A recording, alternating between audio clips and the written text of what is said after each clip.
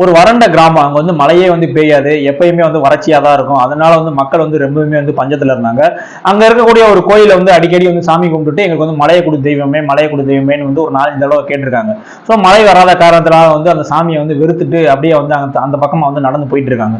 So நடந்து போயிட்டு இருக்கும்போது பாத்தீங்கன்னா ஒரு மரத்தடியில வந்து ஒரு முனிவர் உட்காந்துருக்காரு. ஸோ அந்த முனிவர் வந்து அங்க இருந்த மக்களை வந்து கூப்பிடுறாரு, இங்க வாங்க, நீங்க வந்து போயிட்டு நாளைக்கு இதே டைம் இந்த 5 மணிக்கு நீங்க சாயந்தரமா வாங்க, நான் இந்த இடத்துல வந்து மழை வர வச்சு காட்டுறேன் அப்படின்னு சொன்னோடனே வந்து மக்கள் எல்லாருமே வந்து ஒரு மாதிரி வந்து அதிர்ச்சியாகி ஒரு மாதிரி அதிசயமா வந்து அவர் வந்து பார்க்க ஆரம்பிச்சிட்டாங்க. ஸோ அவங்க எல்லாருமே போயிட்டு அடுத்த நாள் வந்து எல்லாருமே பேசிக்கிறாங்க, அவங்களுக்குள்ளே பேசிக்கிறாங்க, டேய் நாளைக்கு வந்து மழை வர போதுரா, 5 மணிக்கு வந்து சாமி வந்து மழை வர வைக்க போறேன்னு சொல்லியிருக்காரா அப்படின்னு சொல்லிட்டு எல்லாருமே வந்து அந்த முனிவர் சொன்ன ஸ்பாட்டுக்கே வந்து வந்திருக்காங்க. ஸோ அப்போ வந்து முனிவர் வந்து சொல்லியிருக்காரு, நீங்க யாருமே வந்து நான் சொன்னதை நம்பல போல அப்படின்னு.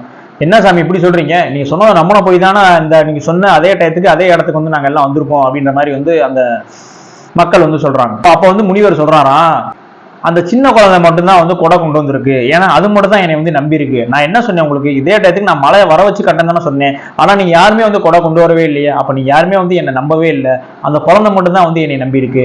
ஸோ அதே மாதிரிதான் கடவுளும், நீங்க முதல்ல வந்து நம்புங்க, நம்பினா தான் வந்து உங்களுக்கு அதுக்கான தீர்வு வந்து கிடைக்கும். எதுவுமே வந்து நம்பிக்கையெல்லாம் பண்ணீங்க அப்படின்னா உங்களுக்கு வந்து அதுக்கான தீர்வு கிடைக்காது அப்படின்னு சொல்லி அனுப்பிச்சு விட்டாராம்.